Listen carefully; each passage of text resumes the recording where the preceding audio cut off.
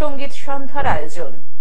14 August বুধবার দক্ষিণ দমদম পৌরসভার 26 নম্বর ওয়ার্ডের পৌরমাতা তথা দক্ষিণ দমদম পৌরসভার পৌর প্রধান কস্তুরী চৌধুরী এবং সমাজসেবী রাজীব চৌধুরীর উদ্যোগে দেশে ৭৮তম স্বাধীনতা দিবস উপলক্ষে একটি সঙ্গীত সন্ধ্যার আয়োজন করা হয়। অনুষ্ঠানের বিশেষ আকর্ষণ ছিল রূপঙ্কর বাগচি ও শুভমিতা ব্যানার্জি এবং সঞ্জয় মণ্ডলের গান।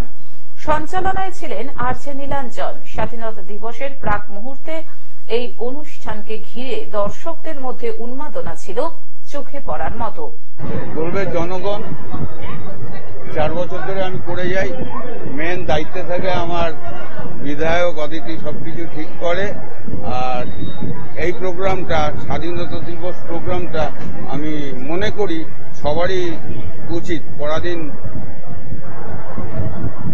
ভারতবর্ষ যেভাবে নির্যাতিত হয়েছিল, তারপর যারা আমাদের স্বাধীন করেছে, সেই জন্য দেখবে আমাদের পুরো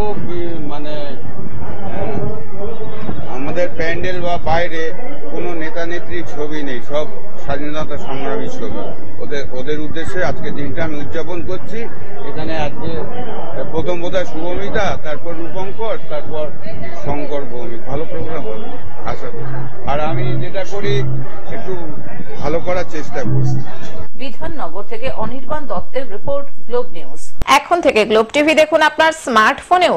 গুগল প্লে স্টোর অথবা অ্যাপল স্টোর থেকে ডাউনলোড করুন গ্লোব টিভি লাইভ অ্যাপ। এছাড়াও জিও টিভি অ্যাপ থেকেও দেখুন গ্লোব টিভি লাইভ।